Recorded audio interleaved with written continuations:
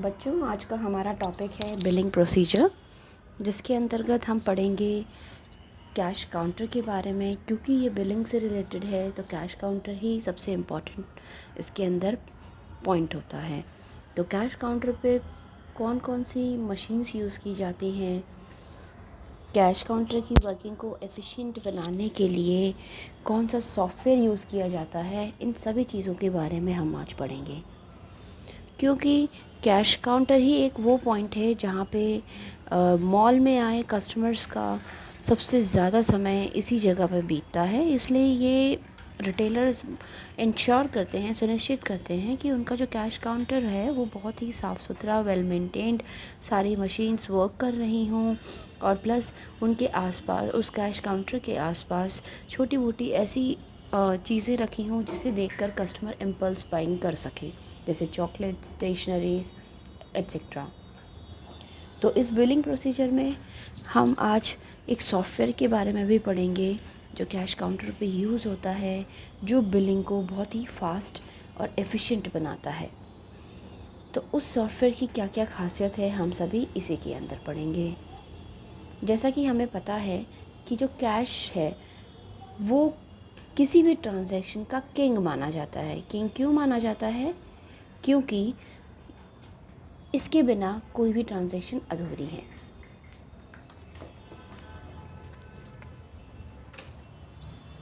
कोई भी ट्रांजैक्शन हो, कोई भी ट्रांजैक्शन में कैश के बिना नहीं हो सकती, इसीलिए कैश को किंग माना जाता है। और कैश ही वो चीज़ है जो ग्रोथ में नापा जाएगा, यानी कि हमारे बिज़नेस में कितनी ग्रोथ हो रही है वो इस कैश के द्वारा ही पता चलती है। तो हम अब आगे बढ़ते हैं।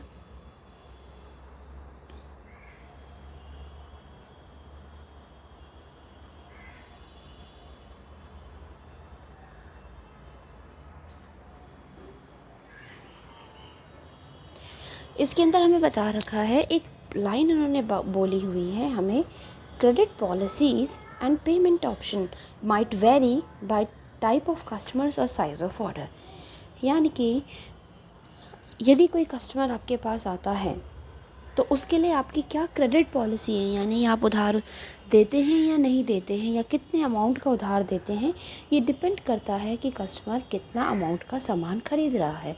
अगर वो पहली बार आया है और थोड़ा सा ही अमाउंट का सामान ले रहा है और उधारी की एक्सपेक्ट कर रहा है, तो आप ऑब्वियसली है, ज़ाहिर है, आप उस पर ज़्यादा भरोसा नहीं करते, ना ही वो ज़्यादा सामान हर बार लेके जाता है, तो आपको उसको क्रेडिट की सुविधा नहीं देंगे। ठीक है, तो ये डिपेंड करता है आपके कस्टमर के ऊपर, टाइप ऑफ कस्टमर्स के ऊपर, ठीक है, कि कितना वो सामान ले जा रहा है और कौन ले जा रहा है। तो ये सारी चीज़ें इसमें बता रखी हैं। बाकी जो इसमें अगला इम्पॉर्टेंट पॉइंट है वो है हमारा CLM। CLM होता है आपका कस्टमर लाइफ साइकिल मैनेजमेंट।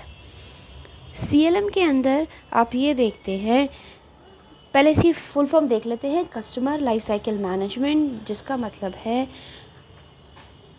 ये एक ऐसी साइकिल को रिप्रेजेंट करता है जो कहाँ से शुरू होती है, जब कस्टमर इंटरैक्शन स्टार्ट होता है। जब कस्टमर इंटरैक्शन स्टार्ट होता है, यानी जब कस्टमर क्वेरी करता है, रिटेलर के पास जाके कुछ पूछता है, उसको सामान के बारे में कुछ पूछना है, उसने सुना, समझ में आया, तो उसने सामान ख़रीद लिया और उसके बाद उसको पैसे दे दिए। तो जब उसने उसको पैसे दे दिए रिटेलर को, वहाँ तक की ये साइकिल होती है। देखिए यहाँ लिखा हुआ है, customer life cycle from the point eight which the customer interaction is initiated. Initiated का मतलब होता है शुरू हुआ, कस्टमर ने बात करनी शुरू करी, टू द पॉइंट, उस पॉइंट तक जब बिज़नेस को पैसे मिल गए उस कस्टमर से।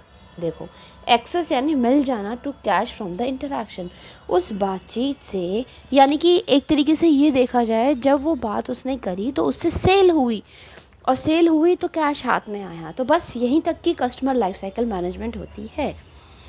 एक कस्टमर ने रिटेलर से बात करना शुरू करा, उसको सामान के बारे में जानकारी दी, उसको सामान पसंद आया, उसने सामान ख़रीद लिया, सेल हुई, तो कस्टमर ने रिटेलर को पैसे दे दिए।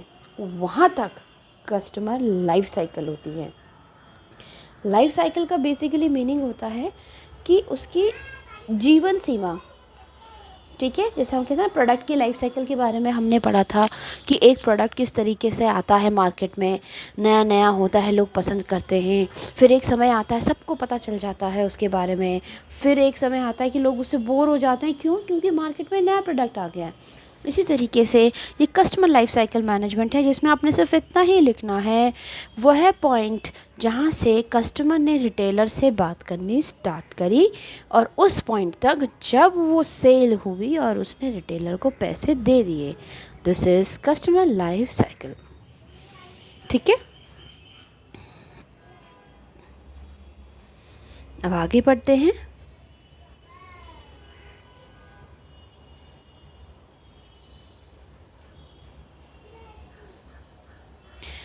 अब हम पढ़ेंगे इस पॉइंट से। ये देखिए, कैश काउंटर के अंदर क्या क्या चीज़ें हमें याद करनी ज़रूरी हैं, मतलब कैश काउंटर के अंदर क्या क्या होना बहुत ज़रूरी होता है। सबसे पहला, कैश काउंटर जो है नीट एंड टाइडी, सबसे साफ़ सुथरा होना चाहिए। दूसरा है कि पीओएस मशीन इज़ वर्किंग, यानी पॉइंट ऑफ सेल यानी कैश काउंटर पे जितनी भी मशीन्स रखी गई हैं, बारकोड स्कैनर, कैलकुलेटर, प्रिंटर और आपका जो मॉनिटर है, वो सारी चीज़ें काम करती हुई होनी चाहिए, यानी कि वो काम कर रही हूँ ये आपने सुनिश्चित करना होता है, ठीक है। और to check all the telephone lines and EDC machines are working, telephone lines यानी आपके जो टेलीफोन्स हैं वो वर्क कर रहे हों, और आपकी EDC machine electronic data capture machine, जिसमें आप डेबिट कार्ड और क्रेडिट कार्ड को स्वाइप करते हैं पेमेंट करने के लिए, उसको हम ईडीसी मशीन बोलते हैं। इसका मल्टीपल चॉइस क्वेश्चन में भी पूछा जा सकता है, तो इसको ध्यान से लिख लेना, EDC electronic data capture, electronic सी है यहाँ पे,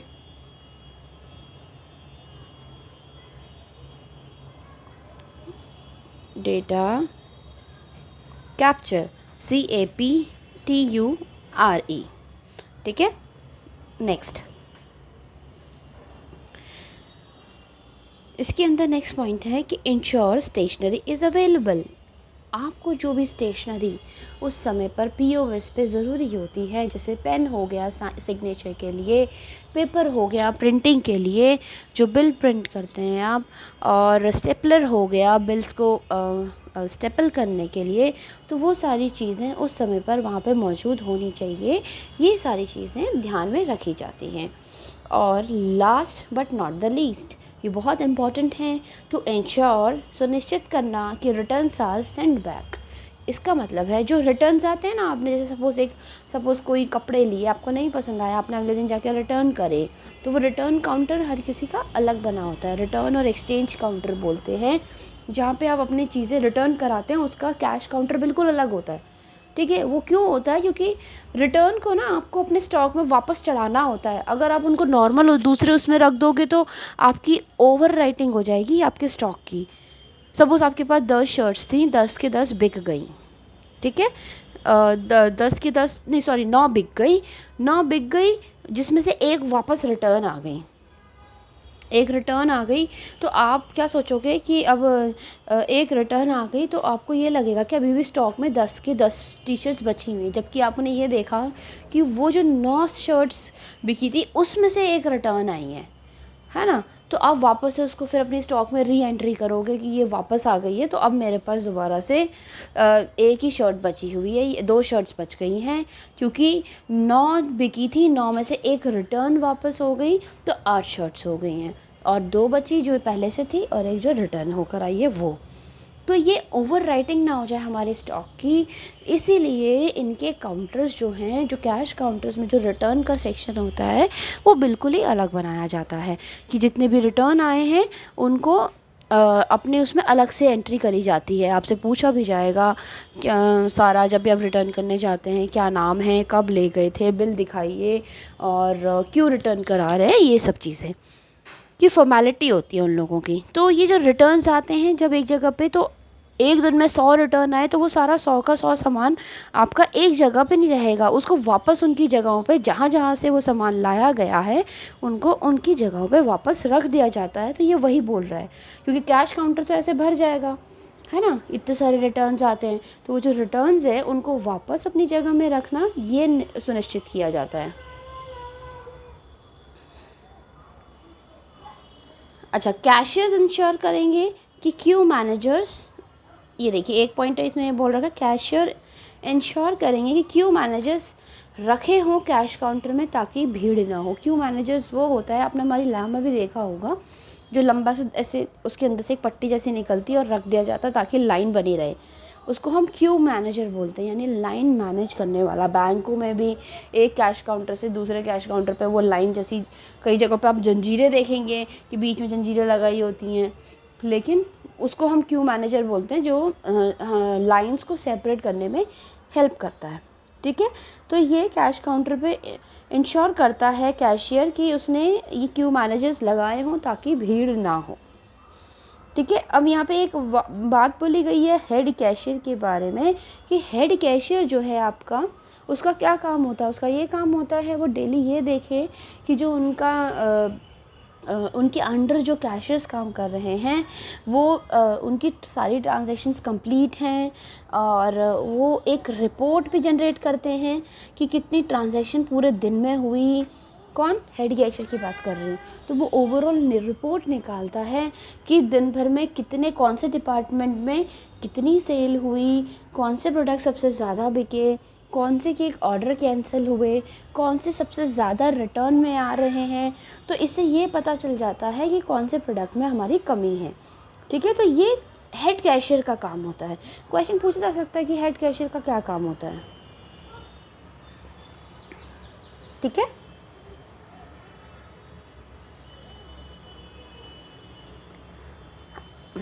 अभी हमने बात करी कि हेड कैशियर ये सारी रिपोर्टें निकालता है। ठीक है, कि कौन से डिपार्टमेंट में सबसे ज़्यादा सेल हुई, कौन से प्रोडक्ट की सबसे ज़्यादा सेल हुई। तो ये रिपोर्ट निकलेंगी कहाँ से? सॉफ्टवेयर के द्वारा। जो POS पे यूज़ होने वाले सॉफ्टवेयर्स होते हैं, इनके द्वारा ये रिपोर्ट निकलती है, जिससे ये पता चलता है कि कौन सा डिपार्टमेंट सबसे ज़्यादा चल रहा है, सबसे ज़्यादा सेल कितनी आई है। आप लोगों ने जब बिग बाज़ार में ट्रेनिंग करी थी तो वहाँ देखा था ना, नीचे मीटिंग होती थी जहाँ पे ये बताया जाता था कि आज इस डिपार्टमेंट की बिल्कुल ज़ीरो सेलिंग है, पिछले साल हमने इतना करा था और इस साल तो बिल्कुल भी नहीं हुआ, आज के दिन फुटफॉल क्यों आपकी उसमें नहीं हो रही और सबसे ज़्यादा इसमें कमाई हुई। तो ये कहाँ से पता चलता है? ये सारे सॉफ्टवेयर्स होते हैं। ये सॉफ्टवेयर ऐसी क्षमता रखते हैं कि आपको जो रिपोर्ट चाहिए, जैसे रिपोर्ट चाहिए, वो तुरंत मिल जाए। तो अभी हम आगे उसी सॉफ्टवेयर के बारे में बात करेंगे। हमने लास्ट टाइम ये तो पढ़ा ही था कि हमारे POS पे कौन कौन सी मशीन्स यूज़ होती हैं, तो बस उसी के आगे थोड़ा सा और पढ़ेंगे आज कि कौन सा सॉफ्टवेयर यूज़ होता है। इसमें सॉफ्टवेयर का नाम दिया गया है, वो है गो फ्रूगल। ठीक है, देखिए, तो सबसे पहले ये जो सॉफ्टवेयर्स हैं ये क्या करते हैं, ये वेटिंग टाइम रिड्यूस करते हैं कस्टमर का। वेटिंग टाइम यानी कि एक कस्टमर को ज़्यादा से ज़्यादा जितनी जल्दी हो सके उतनी जल्दी फ्री करने का। अगर वो मैनुअली हाथ से बिल देखे, सारी चीज़ें हाथ से बिल बनाए और क्या कहते हैं स्कैन ना करे प्रोडक्ट को, एक एक चीज़ खुद ध्यान से एक से करे, तो एक बिल में कम से कम आधा घंटा तो लग ही जाएगा अगर वो मैनुअली ये काम करता है। बल्कि ऐसा नहीं होना चाहिए, क्योंकि हम भले ही शॉपिंग करने में 5 घंटे लगाएं, लेकिन 5 मिनट की देरी हमसे कैश काउंटर पे बर्दाश्त नहीं होती है ना। देखा है ना ऐसा कि जल्दी क्यों नहीं बिलिंग कर रहे हैं आप, क्या दिक्कत हो रही है, आप लड़ने लग जाते हैं वहाँ पे। तो ये इसी चीज़ को क्विक बनाने के लिए, बिलिंग प्रोसीजर को क्विक करने के लिए, बिलिंग की प्रक्रिया को फटाफट तुरंत हो जाए, ये सॉफ्टवेयर का इस्तेमाल किया जाता है, जो इतने एफिशिएंट होते हैं कि क्लिक करते ही उस प्रोडक्ट की सारी जानकारी को दे देते हैं। इससे और फ़ायदा होता है। क्या फ़ायदा होता है? They prevent shrinkage. श्रिंकेज का मतलब होता है चोरी हो जाना। प्रोडक्ट्स कहीं ना कहीं चले जा रहे हैं आपके मॉल के अंदर से, ये काउंट नहीं हो पा रहे हैं, कुछ गड़बड़ी हो जा रही है, प्रोडक्ट में कमी आ रही है, तो ये जब भी हम मैनुअली काउंटिंग करते हैं तो ये दिक्कत आती है। लेकिन यहीं अगर मशीन्स का इस्तेमाल किया जाए तो ये दिक्कत ख़त्म हो जाएगी। ठीक है, तो आगे पढ़ते हैं। इसके फीचर्स क्या हैं ये देखिए। ये पीओएस का जो सॉफ्टवेयर है ये एडिशनल इन्फॉर्मेशन आपके बिल में, इनवॉइस यानी कि आपका जो बिल है उस पे रखता है। आप देखिएगा उसके अंदर सिर्फ अमाउंट नहीं लिखा होता, क्वांटिटी नहीं लिखी होती, उस प्रोडक्ट का नाम लिखा होता है, उस प्रोडक्ट का एसकेयू लिखा होता है, स्टॉक कीपिंग यूनिट किस नाम से वो जाना जाता है, उस पर कितना प्रतिशत टैक्स लगा, कौन से उसका था डिपार्टमेंट का, सब चीज़ उसके अंदर लिखी होती है। तो ये सॉफ्टवेयर की खासियत होती है ताकि कल को अगर रिटर्न भी आए तो सिर्फ बिल में वो सारी डिटेल सब कुछ लिखी होती है कि इसको वापस कहाँ पे किस जगह पे रखना है। ठीक है, नेक्स्ट है हमारा easy to use product search interface, यानी कि आप किसी भी प्रोडक्ट में एक बार आप क्लिक कर देंगे ना तो आपको उस प्रोडक्ट का नाम, उस प्रोडक्ट का कोड और सारी चीज़ें पता चल जाएंगी कि ये कौन से डिपार्टमेंट से और कहाँ से उठाया गया है। ठीक है, तो ये भी इसकी खासियत है प्रोडक्ट सर्च। ये देखिए प्रोडक्ट सर्च। नेक्स्ट है support EAN, UPC, GTIN, QR। इनको आप टेंशन लेने की ज़रूरत नहीं है, ये कुछ नहीं है, दीज आर बेसिकली कोड्स। ये कोड्स आपको जैसे EAN का है यूरोपियन आर्टिकल नंबर, इस तरीके से सारे फुल फॉर्म्स हैं। मैं आपको उसमें मैंने नोट्स में भेज रखे हैं कि इनकी फुल फॉर्म क्या है। ये बेसिकली कुछ नंबर्स होते हैं जो डिफरेंट कंट्रीज़ के डिफरेंट नंबर्स पैटर्न्स होते हैं जो उस प्रोडक्ट पे लिखे होते हैं। सपोज़ अगर कोई यूरोप से प्रोडक्ट बनकर आ रहा है इंडिया में तो उसके अंदर EAN नंबर होगा जो जिसे पढ़ने की इनके POS पे यानी कि इनकी मशीन जो कैश काउंटर पे जो मशीन्स होती हैं वो आसानी से इस नंबरों को पढ़ सकती है। कौन कौन से नंबर्स को? EAN, UPC, GTIN, QR। तो देखिए इसका कितना फ़ायदा है इन मशीन्स को यूज़ करने का कि वो तुरंत ही आपके कोई भी आर्टिकल नंबर किसी भी देश के हों वो पढ़ सकती है ना। तो ये बस इसको आप ऐसे ही याद कर लेना कि किसी भी कोई भी टाइप का नंबर हो उसको पढ़ सकती है। ये QR पता है क्या? Quick response code. जो देखा है कभी पेटीएम कर देना मुझे, तो उसमें एक बार कोड सा, एक कोड सा बना हुआ आता है झिलमिल झिलमिल सा स्क्वायर फॉर्म में, है ना, वो QR कोड होता है, क्विक रिस्पॉन्स कोड। हमारी जो मशीन्स हैं POS मशीन्स वो भी रीड कर सकती हैं, है ना। तो ये ऐसे जैसे QR कोड है ना उसी तरीके से GTIN नंबर कोई न्यूमेरिकल नंबर होता है, UPC भी ऐसे कोई नंबर्स होते हैं, EAN भी ऐसी कोई नंबर होता है जो डिफ़ाइन करता है कि ये प्रोडक्ट कहाँ से आया है और किस टाइप का प्रोडक्ट है। ठीक है, तो इस तरीके से हमारी POS मशीन बना रखी है, हमारे ये सॉफ्टवेयर्स हैं कि किसी भी टाइप का कोड हो, EAN हो, UPC हो, GTIN हो या QR हो, सभी को वो रीड आसानी से कर सकती है। एक फीचर इसके अंदर बोल रखा है होल्ड बिल, बिल को होल्ड करना। यानी अगर हमें सपोज़ एक कोई सामान हमारा रह जाता है, हम कहते हैं 2 मिनट आप होल्ड कर दीजिए बिल को, हम अभी तुरंत जाकर उस सामान को ले आते। तो ये सुविधा भी सॉफ्टवेयर के अंदर होती है कि वो बिल को होल्ड कर सकती है। ठीक है, और कोई भी इम्पॉर्टेंट डॉक्यूमेंट की स्कैन्ड कॉपीज़ भी रख सकती है। सपोज़ कोई भी आपने डिटेल सेव कर रखी है उस POS में, तो वहाँ से आपने कोई भी चीज़ बिल स्कैन किया या कुछ भी स्कैन किया तो उसकी कॉपी भी वो सेव कर लेगी। ठीक है, तो ये इसका नेक्स्ट फीचर है। एक्सचेंज फीचर अलाउ करती है। अब आपने 1000 प्रोडक्ट में से एक प्रोडक्ट उठाया, अगले दिन आप उसको एक्सचेंज कराने आ गए, आप कैसे आइडेंटिफाई करोगे बिना मशीन के ये कौन सा प्रोडक्ट है, कहाँ से आया था, वापस इसको कहाँ रखा जाए? तो यही फीचर को ये POS जो है आसान कर देता है कि जिससे और आपको ये भी हेल्प कर देता है कि हाँ आप ये वाला प्रोडक्ट ले गए थे, इसमें ये वाला ऑफ़र था, तो सिमिलर हमारे पास एक और प्रोडक्ट है, आप ये ले जाओ, ये ऑफ़र इस पर भी लागू हो जाएगा। तो ये जो सिस्टम है ना, ये कैसे हेल्प हो पाती है उस POS सॉफ्टवेयर से, क्योंकि वो सब कुछ रीड कर लेता है, किस डिपार्टमेंट का है, कौन सा ऑफ़र था इसके अंदर, ऐसी ऑफ़र वाले सिमिलर और कौन से प्रोडक्ट्स हैं जो हम अपनी कस्टमर को हेल्प कर सकते हैं। ठीक है, और इसके बाद नेक्स्ट पॉइंट आप ये देखना, टैक्स इनवॉइस, टैक्स डिटेल भी आपको दे देती हैं। ठीक है, इसमें ज़्यादा पढ़ने की ज़रूरत नहीं है। नेक्स्ट ये वाला पॉइंट छोड़ दीजिएगा। और प्रोडक्ट की प्राइस भी वो बताता है कि कितने का ये प्रोडक्ट है, इससे कम का नहीं जाएगा, ठीक है। तो ये fix price of the product depending on the purchase price as per the demand. वो अपने प्राइस उनकी जो प्रोडक्ट के प्राइस हैं उसको हर एक प्राइस भी वो रीड कर सकती है, कौन से प्रोडक्ट का कितना प्राइस है, ठीक है। बस इतना करना।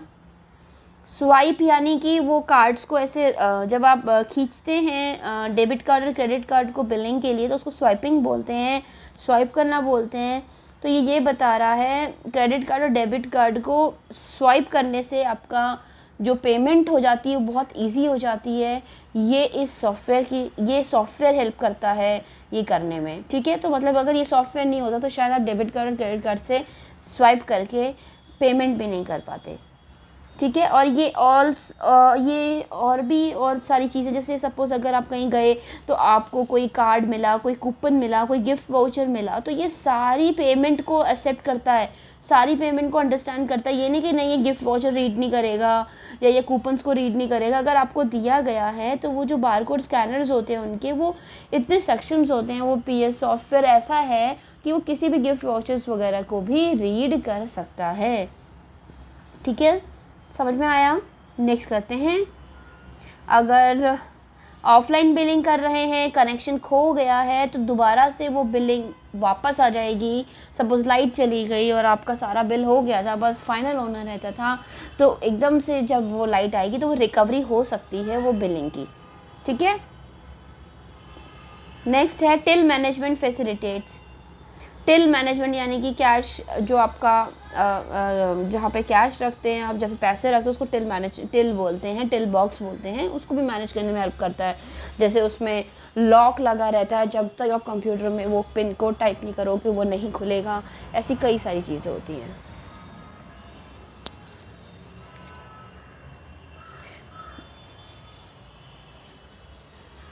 बस अभी फ़िलहाल इस POS की सॉफ्टवेयर के अंदर आपको यही चीज़ें याद करनी है। आप बस इतना समझ लेना। आपको क्वेश्चन इस तरीके से आएगा कि कोई भी POS सॉफ्टवेयर की खासियत बताइए, फ़ीचर्स बताइए, वो क्या क्या कर सकता है। तो आपको बस यही खासियत और यही फ़ीचर्स आपको बताने हैं, ठीक है। नेक्स्ट उसमें हम पढ़ेंगे कि इसकी और क्या क्या फ़ायदे हैं, वो हम नेक्स्ट क्लास में पढ़ेंगे।